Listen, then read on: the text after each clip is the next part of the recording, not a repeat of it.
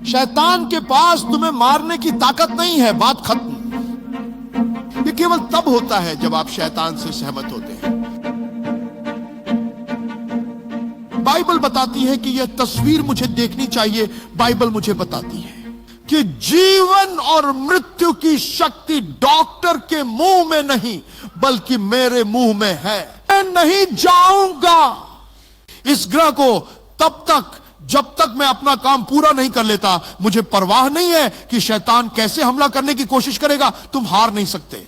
हो सकता है कि आपको किसी समस्या का निदान हुआ हो सकता है कि आप कुछ में शामिल हो, वह भयानक है, जो कुछ भी हो। शैतान के पास आपको मारने की शक्ति नहीं है। खत्म। यह केवल तभी है जब तुम शैतान से सहमत होते हो। और जब आप अपने मुंह से बोलना शुरू करते हैं तो आप शैतान को आपके खिलाफ काम करने की ताकत देते हैं। और यही कारण है कि लोग जल्दी मर जाते हैं। कितने जानते हैं, हम सभी अब जानते हैं कि कई लोग कोविड के दौरान मोल्ड से मर गए। बहुत से लोग डर के मारे मरे, बीमारी की वजह से नहीं। क्या यह सच है? क्या हुआ? उन्होंने दुश्मन को मारने के लिए ताकत दी। उन्होंने दुश्मन को ताकत दी। इसलिए यह जरूरी है कि मेरी बात सुनो। आप चर्च सिर्फ इसलिए नहीं आते कि अपनी आत्मा को शांत कर सकें। जीवन के वचन को सुनने के लिए बस बैठो मत। आप वचन को प्राप्त करने आते हैं जो तुम्हारी आंखें खोल देगा ताकि तुम देख सको क्या कह रहे हैं। तुम जीवन प्राप्त करने आते हो, तुम समझ प्राप्त करने आते हो, तुम ज्ञान प्राप्त करने आते हो जो आपको आगे बढ़ाएगा, अगले क्षेत्र में आपको अगले स्तर पर ले जाएंगे। आमीन कहें। देखिए, आपका पहला कदम देखने की क्षमता है। मैं खुद को समृद्ध होते हुए देखता हूं, मैं अपने अगले स्तर पर जाता हुआ देखता हूं। तो मुझे यकीन है कि पादरी ने इस चर्च के लिए, इस साल के लिए कोई बात कही होगी। साल के लिए एक बात सही है, इसे मत भूलना। देखो, इसे हमारे चर्च के लिए जो शब्द दिया है वह है विस्तार। और मुझे एक पादरी के रूप में यह देखना पड़ता है, यह कहना पड़ता है, और मुझे अपने लोगों से बात करनी पड़ती है ताकि वे मुझे देखकर और मेरे साथ यह कह सकें, इसी तरह मैं इसे बड़ा करूंगा। यह कदम संख्या 2 है। पहला कदम है छवि को स्थापित करना। हालेलुया। कोई चिल्लाए, मैं विजेता हूं। चलो, मैं एक विजेता हूं। जोर से बोलो जैसे तुम सच में इस पर विश्वास करते हो। अब चलो, मैं एक विजेता हूं, मैं एक चैंपियन हूं, मैं एक विजेता से भी बढ़कर हूं। मैं धन्य हूं, मैं अमीर हूं। गरीबों को कहने दो, कभी मत कहो कि मैं गरीब हूं। तुम अपनी ही जुबान से खुद को गरीब बना लेते हो। कमजोरों को यह न कहने दो। बीमार कहें कि यही आप अभी देख रहे हैं। हमने कहा है लेकिन यही डिस्कनेक्ट है। हम कह रहे हैं लेकिन देख नहीं रहे हैं, इसलिए यह काम नहीं कर रहा। हम देखने से पहले ही कार्य कर रहे हैं। यह अंधों द्वारा अंधों को ले जाने जैसा है। वे खाई में गिरने वाले हैं, यह प्रकट नहीं होने वाला है। वो सही रास्ते पर नहीं होंगे। जोशुआ को कोई भी निर्देश देने से पहले कहते हैं, जोशुआ, इससे पहले कि मैं तुम्हें बताऊं कि इस भूमि को कैसे पाना है, पहले देखो जो मैं देखता हूं। मैंने यह दिया है। क्या तुम खुद को उस संपत्ति के मालिक रूप में देखते हो? क्या तुम खुद को उस खुशी का मालिक देख रहे हो? क्या आप उस जमीन को चर्च के लिए या मंत्रालय के लिए अपने कब्जे में देखते हैं? क्या तुम इसे देख रहे हो? क्योंकि पहले देखना पड़ता है, फिर उस पर अमल करना पड़ता है। क्योंकि मैं आपको बताऊं, जब योशुआ ने देखा तभी परमेश्वर ने उसे निर्देश दिया। हालेलुया। मैंने कहा हालेलुया। मैंने कहा हालेलुया। आप में से हर किसी को आशीर्वाद बनने के लिए आशीर्वादित किया जाना चाहिए। मैं चाहता हूं कि तुम देखो, सुनो, तुम्हारी आशीष तुम्हारी नौकरी पर निर्भर नहीं है। तुम्हें किसी चीज की कमी नहीं होगी। देखो, प्रभु मेरा चरवाहा है, मुझे कोई कमी नहीं होगी। वो सिर्फ पैसे की बात नहीं कर रहा है, बल्कि किसी भी संसाधन की जो आपकी नियति को पूरा करने के लिए आवश्यक है। यह श्रम शक्ति हो सकती है, ये तकनीकी शक्ति हो सकती है, ये कुछ भी हो सकता है। कोई कमी नहीं होगी। मैं जानता हूं कि मेरा चरवाहा मुझे मार्गदर्शन कर रहा है और मेरा नेतृत्व कर रहा है जिस दिशा में मुझे जाना है। और अगर मैं वह देख सकता हूं, मुझे कमी नहीं होगी, मुझे कमी नहीं हो सकती। भले ही मैं कमी से घिरा हुआ हूं, मैं ये घोषणा करता हूं, मुझे कोई कमी नहीं होगी। क्योंकि अकाल के बीच में भी मैं घोषणा करता हूं कि मैं हमेशा फलता फूलता रहूंगा। उसने कभी नहीं कहा कि अकाल के दिनों में तुम बच जाओगे।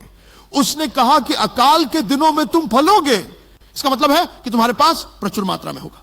इसका मतलब है कि तुम ऐसी जगह पर होंगे जहां तुम्हारे पास न केवल आपकी जरूरतें पूरी होंगी, बल्कि आपके आसपास सभी की जरूरतें भी पूरी होंगी। आप उस जगह पर यूसुफ बन जाएंगे। आमीन कहें। यही हमारी नियति है। ऐसा नहीं है कि हम सभी चीजों के लिए सरकार, संगठनों या लोगों की ओर देख रहे हैं। नहीं, बाइबल कहती है हमें दुनिया को ज्ञान देना है। उन्हें ज्ञान के लिए चर्च में आना होगा। हम इसका प्रचार करते हैं, हम इसे पढ़ते हैं, लेकिन क्या हम खुद को ऐसा देखते हैं? अधिकतर समय हम खुद को अल्पसंख्यक समझते हैं। हमें सरकार की मदद चाहिए, हमें इस विभाग की मदद चाहिए। इसमें कुछ गलत नहीं है, लेकिन इसे कभी अपना स्रोत मत बनने देना। मैं हमें घमंडी बनने की बात नहीं सिखा रहा हूं, मैं इसमें हमें बहुत गर्वीला बनने की बात भी नहीं कह रहा हूं, नहीं, लेकिन साथ ही मैं यह कह रहा हूं कि हम उन पर निर्भर न बने। भले ही वे ना कहें, हम कह सकते हैं कि हमारे पास एक और स्रोत है जो कभी सूखता नहीं। प्रभु की जय। दुनिया में चाहे वो कुछ भी करने की कोशिश करें, वे कभी भी चर्च को बंद नहीं कर सकते। मैंने कहा हालेलुया, मैंने कहा हालेलुया। आइए हम एक मानसिकता अपनाएं, विजेता। आइए हमारे पास एक धन्य व्यक्ति की मानसिकता हो। हम ऐसे व्यक्ति की सोच रखें जो आशीषित है, जिससे वह दूसरों को आशीष दे सके। अपने माहौल, अपनी परिस्थिति, आपके आसपास के लोग आपको छोटा महसूस न कराएं और आपको बेकार न बनाएं। हम यहां हैं दूसरों के लिए एक आशीर्वाद। कोई तो कहे आमीन। देखो, मैंने तुम्हारे हाथ में यरीहो और उसका राजा और उसके वीर योद्धा दे दिए हैं, और अब वह कहता है कि तुम इसे एक बार करोगे और फिर यह जारी रहता है। मैं यह सब पढ़ना नहीं चाहता, और आप जानते हैं कि हमने इसे कैसे पाया।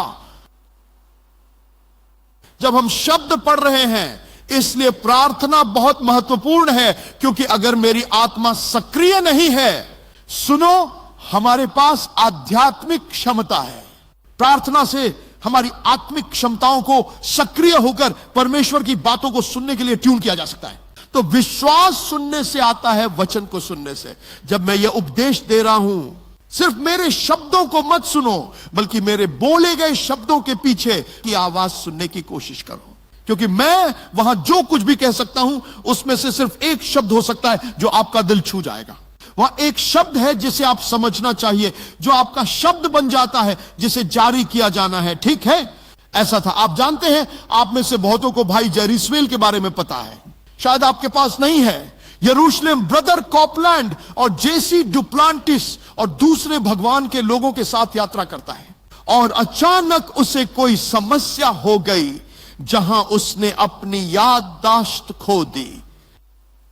उसे पता नहीं था कि वह कौन है। उन्हें अस्पताल में भर्ती किया गया और वे अच्छी रिपोर्ट नहीं दे रहे थे। तो जब वह अस्पताल में था, भाई कॉपलैंड और भाई जेसी प्रार्थना करने गए, लेकिन उसने उन्हें पहचाना नहीं।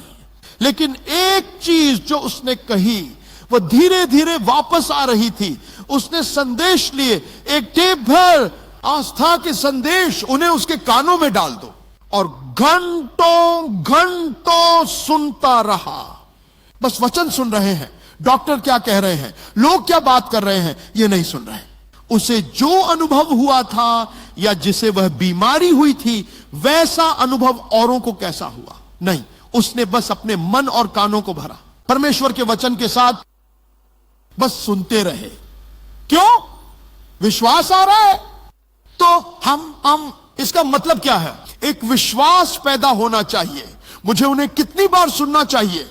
संदेश जब तक विश्वास उत्पन्न नहीं होता, हम इसे आस्था कहते हैं, लेकिन हमारे लिए बेहतर समझ के लिए आस्था शब्द को बदलें और कहें, जब तक विश्वास या आत्मविश्वास नहीं आता, हमें सुनते रहना चाहिए।